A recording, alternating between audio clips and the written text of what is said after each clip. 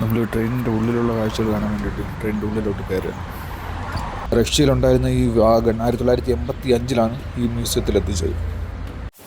ഇപ്പോൾ നമ്മൾ പോകുന്നതെന്ന് പറഞ്ഞാൽ ജോസഫ് സ്റ്റാലിൻ ജനിച്ച് 16 വയസ്സ് വരെ ജീവിച്ച വീട് കാണാൻ വേണ്ടിയിട്ടാണ്.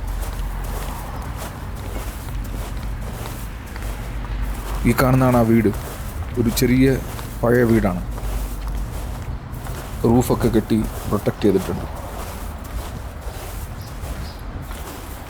ചെറിയ മൺകട്ടകൾ കൊണ്ട് കെട്ടിയ ഒരു ചെറിയ വീടാണ്.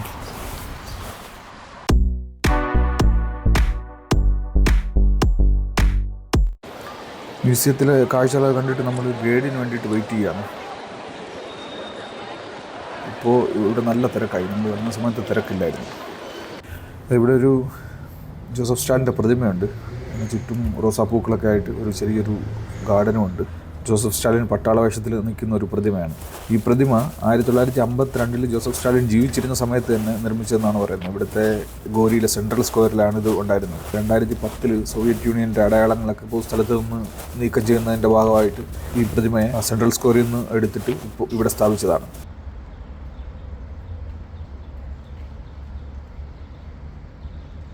ഞാൻ സൂചിപ്പിച്ചതുപോലെ ഇപ്പോൾ സോവിയറ്റ് യൂണിയനുമായിട്ട് ബന്ധപ്പെട്ട് വളരെ കുറച്ച് അടയാളങ്ങൾ മാത്രമാണ്, അവശേഷിപ്പുകൾ മാത്രമാണ് ജോർജിയയിലുള്ളത്.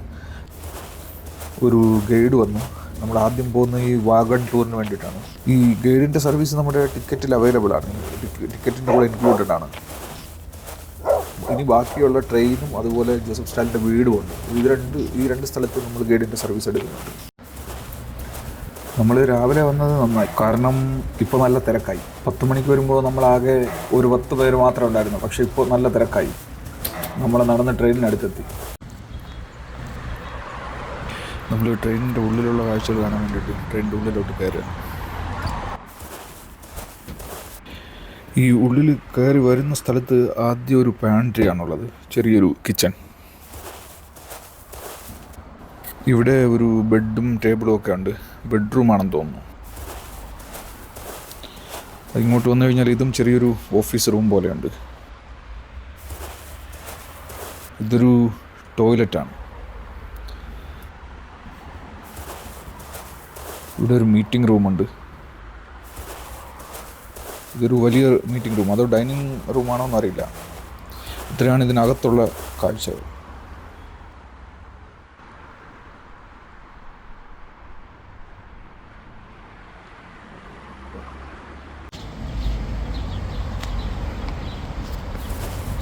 ഇതൊരു ആംഡ് വാഗണായിരുന്നു. 1930കളിലാണ് സ്റ്റാലിൻ ഇത് ഉപയോഗിച്ചു തുടങ്ങിയത്. 1953 വരെ മരിക്കുന്നതുവരെ ഒരു ട്രെയിൻ അദ്ദേഹം ഉപയോഗിച്ചുകൊണ്ടിരിക്കുകയായിരുന്നു. അന്നത്തെ കാലത്ത് മറ്റുള്ളവരുമായിട്ട് ബന്ധപ്പെടാനുള്ള കമ്മ്യൂണിക്കേഷൻ ഉപകരണങ്ങൾ, അതായത് ടെലിഫോൺ, റേഡിയോ, ഇതൊക്കെ ഈ ട്രെയിനിനുള്ളിലുണ്ടായിരുന്നു. റഷ്യയിലുണ്ടായിരുന്ന ഈ വാഗൺ 1985 ഈ മ്യൂസിയത്തിലെത്തിച്ചത്. 1939 മുതൽ 1945 വരെ 2ാം ലോക മഹായുദ്ധകാലത്താണ് ഈ വാഗൺ ഏറ്റവും കൂടുതൽ ഫലപ്രദമായിട്ട് സ്റ്റാലിനെ സഹായിച്ചിട്ടുള്ളതെന്നാണ് രേഖകൾ പറയുന്നത്. ഇപ്പോൾ നമ്മൾ പോകുന്നതെന്ന് പറഞ്ഞാൽ ജോസഫ് സ്റ്റാലിൻ ജനിച്ച് 16 വയസ്സ് വരെ ജീവിച്ച വീട് കാണാൻ വേണ്ടിയിട്ടാണ്. ഈ കാണുന്നതാണ് ആ വീട്. ഒരു ചെറിയ പഴയ വീടാണ്. റൂഫൊക്കെ കെട്ടി പ്രൊട്ടക്റ്റ് ചെയ്തിട്ടുണ്ട്. ചെറിയ മൺകട്ടകൾ കൊണ്ട് കെട്ടിയ ഒരു ചെറിയ വീടാണ്.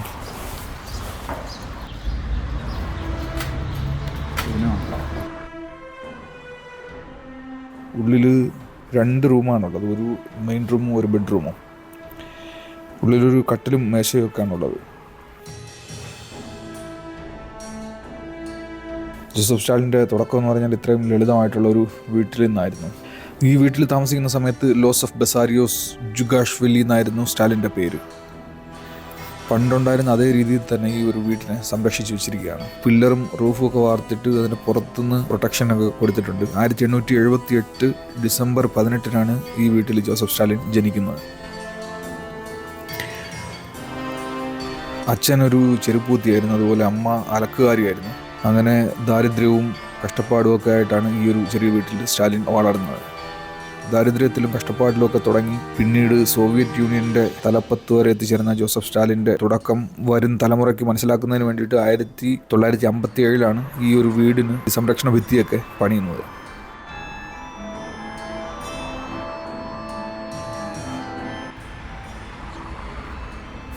ഇതാണ് ജോസഫ് സ്റ്റാലിൻ 16 വയസ്സ് വരെ ജീവിച്ച ആ വീട്. ഇത് സ്റ്റാലിൻ മ്യൂസിയത്തിൻ്റെ തൊട്ട് മുന്നിൽ തന്നെയാണുള്ളത്. അതായത് മ്യൂസിയത്തിൻ്റെ തന്നെ കോമ്പൗണ്ടിനകത്താണ്, മ്യൂസിയത്തിൻ്റെ തന്നെ ഭാഗമാണ് ഈ ഒരു വീട്. ഈ വീടിൻ്റെ മുൻഭാഗത്തു നിന്ന് ചുവന്ന റോസാപ്പൂക്കളൊക്കെ ഉണ്ട്. ഈ മ്യൂസിയം കോംപ്ലക്സിൻ്റെ ഉള്ളിൽ മുഴുവൻ എല്ലാ സ്ഥലത്തും ഈ ചുവന്ന റോസാപ്പൂക്കളുണ്ട്. ചുവന്ന റോസാപ്പൂക്കളാണ് കൂടുതലായിട്ടുള്ളത്. അതിനെന്തെങ്കിലും പ്രത്യേക കാരണമുണ്ടോ എന്ന് അറിയില്ല.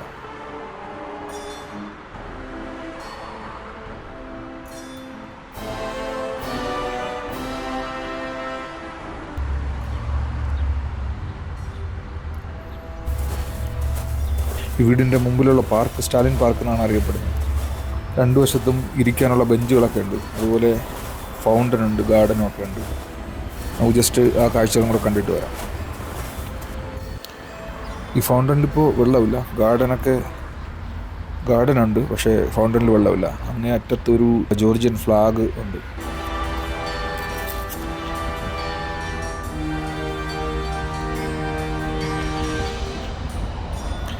ഈ കാണുന്ന കോൺക്രീറ്റിൻ്റെ മുകളിൽ പണ്ടൊരു സ്റ്റാലിൻ പ്രതിമ ഉണ്ടായിരുന്നു. 2010 അതിനെ നശിപ്പിച്ചു കളയുകയായിരുന്നു.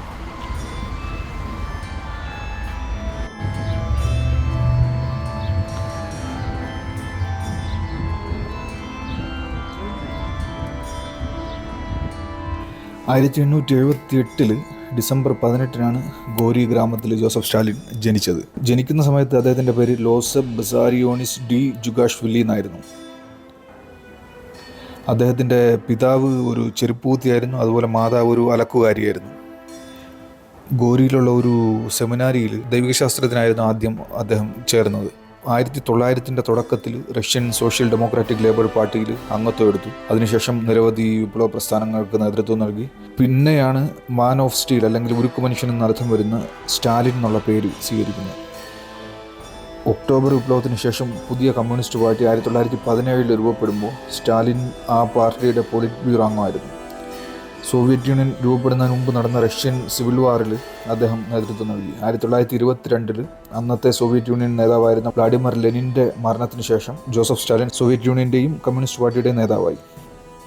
1922 മുതൽ 1952 വരെ മരിക്കുന്നതുവരെ സോവിയറ്റ് യൂണിയൻ്റെയും കമ്മ്യൂണിസ്റ്റ് പാർട്ടിയുടെയും തലപ്പത്ത് ജോസഫ് സ്റ്റാലിനായിരുന്നു. ജോസഫ് സ്റ്റാലിൻ്റെ നേതൃത്വത്തിൽ സോവിയറ്റ് യൂണിയൻ്റെ കാലത്ത് നിരവധി പരിഷ്കാരങ്ങൾ കൊണ്ടുവന്നിട്ടുണ്ടായിരുന്നു. പഞ്ചവത്സര പദ്ധതി, അതുപോലെ തൊഴിൽവൽക്കരണം, ഇതൊക്കെ സോവിയറ്റ് യൂണിയൻ്റെ സാമ്പത്തിക ഭദ്രതയ്ക്ക് വേണ്ടിയിട്ട് സ്റ്റാലിൻ കൊണ്ടുവന്ന പദ്ധതികളായിരുന്നു. രണ്ടാം ലോക മഹായുദ്ധകാലത്ത് ജർമ്മനിയുടെ നാസിപ്പടയെ തോൽപ്പിക്കുന്നതെന്ന് പറഞ്ഞാൽ ജോസഫ് സ്റ്റാലിൻ്റെ നേതൃത്വത്തിലുള്ള സോവിയറ്റ് യൂണിയൻ ആയിരുന്നു. നേട്ടങ്ങളോടൊപ്പം തന്നെ ഒരുപാട് കോട്ടങ്ങളും ജോസഫ് സ്റ്റാലിൻ്റെ ഭരണത്തിലും ജോസഫ് സ്റ്റാലിൻ്റെ പേരിലും ഉണ്ട്. ഈ അഗ്രികൾച്ചർ കളക്ടിവൈസേഷൻ എന്നുള്ള പേരിൽ തുടങ്ങിയ ഒരു കാർഷിക വിപ്ലവം 1930 മുതൽ 1933 വരെ സോവിയറ്റ് യൂണിയൻ്റെ പല ഭാഗങ്ങളിലും ഭക്ഷ്യക്ഷാമം ആയിട്ട് മാറി. അന്ന് ഈ ഭക്ഷ്യക്ഷാമം കാരണം ആയിരക്കണക്കിന് ആൾക്കാർ ഭക്ഷണം കിട്ടാതെ മരണപ്പെട്ടു. അതുപോലെ തന്നെ പാർട്ടിയിലെ ശത്രുക്കളെ ഒതുക്കാനായിട്ട് 1937 തുടങ്ങി വെച്ച ഗ്രേറ്റ് പർജ് എന്നുള്ള പേരിൽ അറിയപ്പെട്ട ഒരു പ്രസ്ഥാനം ഉണ്ടായിരുന്നു, ഒരു സംഭവം ഉണ്ടായിരുന്നു. അത് ചില നേതാക്കളെ അല്ലെങ്കിൽ ചില സാധാരണ ജനങ്ങളെ തെരഞ്ഞുപിടിച്ചിട്ട് നിർബന്ധിത ലേബർ ക്യാമ്പുകളിൽ അയച്ചിട്ട് അവിടെ നിന്ന് പണിയെടുപ്പിക്കുന്ന രീതിയിലുള്ള ഒരു നിർബന്ധിത സേവനം പോലെയുള്ള ഒരു സംഭവമായിരുന്നു ഈ ഗ്രേറ്റ് പർജ്. പിന്നൊരു കാലത്ത് ഗ്രേറ്റ് ടെറർ എന്നുള്ള പേരിലാണ് ചരിത്രകാരന്മാർ ആ ഒരു ഗ്രേറ്റ് പർജിനെ വിശേഷിപ്പിച്ചത്. 1949 ജോസഫ് സ്റ്റാലിൻ്റെ നേതൃത്വത്തിലാണ് സോവിയറ്റ് യൂണിയനിൽ ആദ്യമായിട്ട് ആറ്റം ബോംബ് പരീക്ഷിക്കുന്നത്. 20ാം നൂറ്റാണ്ടിലെ ഏറ്റവും ശക്തനായിട്ടുള്ള ഒരു ഭരണാധികാരിയായിട്ടാണ് ജോസഫ് സ്റ്റാലിൻ അറിയപ്പെടുന്നത്. 1953 മാർച്ച് 5 സ്റ്റാലിൻ അന്തരിക്കുന്നത്. ഇന്നും ലോകമെമ്പാടുമുള്ള മാർക്സിസ്റ്റ് ലെനിനിസ്റ്റ് ഫോളോ ചെയ്യുന്ന ആൾക്കാർ ഏറ്റവും മികച്ച നേതാക്കളിൽ ഒരാളായിട്ട് കരുതുന്നത് ജോസഫ് സ്റ്റാലിനെയാണ്. സോവിയറ്റ് യൂണിയൻ്റെ കാലത്ത് സോവിയറ്റ് യൂണിയനെ ലോകത്തിൻ്റെ സൂപ്പർ പവറായിട്ട് മാറ്റിയതിൽ പ്രധാന പങ്ക് വഹിച്ച ഒരു നേതാവാണ് ജോസഫ് സ്റ്റാലിൻ. മോസ്കോയിലാണ് 74ാം വയസ്സിൽ സ്റ്റാലിൻ അന്തരിക്കുന്നത്. സ്റ്റാലിൻ മ്യൂസിയത്തിലെ കാഴ്ചകളും വിശേഷങ്ങളും ഒക്കെ ഇത്രയാണുള്ളത്.